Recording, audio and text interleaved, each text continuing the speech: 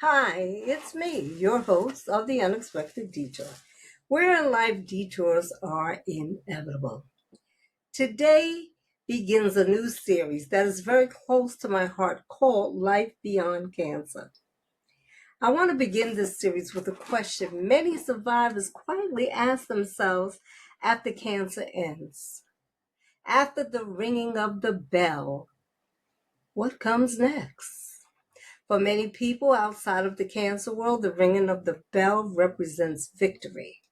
It represents celebration, strength, survival, and the end of a difficult journey. Family members clap, nurses smile, photos are taken, tears fall, and in that moment, everyone feels relief. And honestly, they should, because making it through treatment is not easy. But what people often do not realize is that ringing of the bell may mark the end of treatment while at the same time marking the beginning of another journey entirely different. The emotional journey, the mental journey, the journey of trying to reconnect with yourself after your life has been interrupted by fear, uncertainty, surgeries, medications, treatments, appointments, scans, and the constant awareness that life can change it in a moment. After treatment, life is never the same.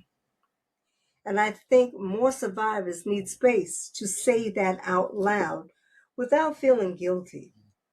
People often expect survivors to immediately feel joyful and grateful every single day once treatment ends. But many survivors, quietly struggle with emotions they never expected.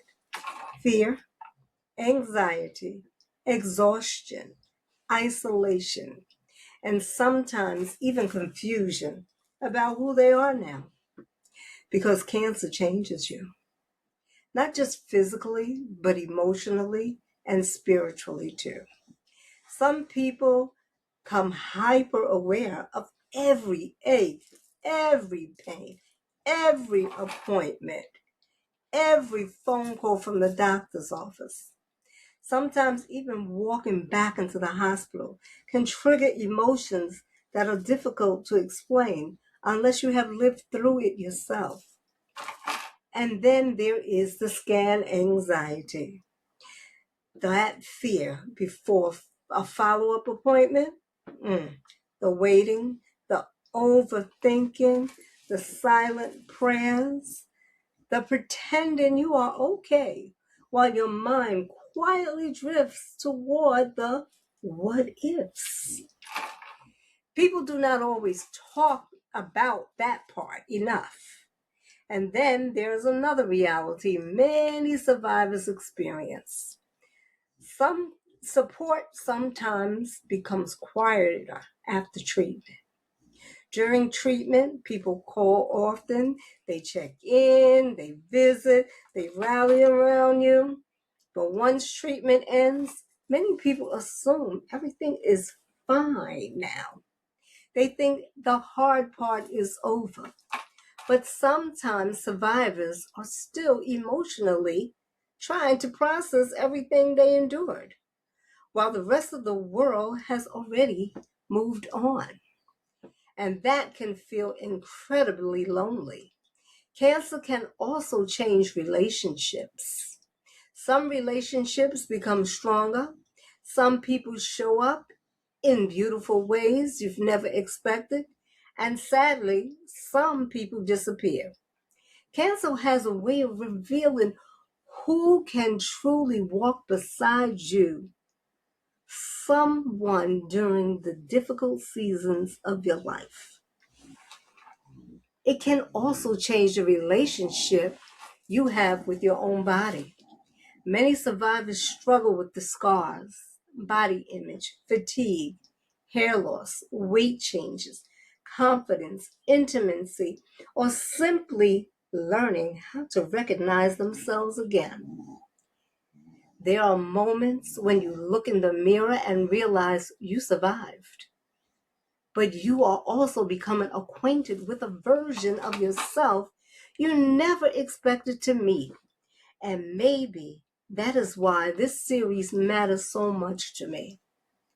Because surviving cancer is not only about getting through treatment, it's also about learning how to live afterward, learning how to breathe, learning how to trust your body again, learning how to laugh without guilt, learning how to make plans again, learning how to stop living from appointment to appointment, and maybe even learning how to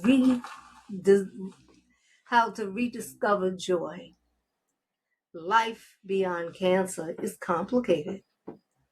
It is the gratitude mixed with fear, strength mixed with vulnerability, healing mixed with uncertainty, and yet it's still life. Beautiful life, valuable life, purposeful life. If you're listening today and you are a survivor, I want you to know something. You're not weak because you still struggle emotionally after treatment.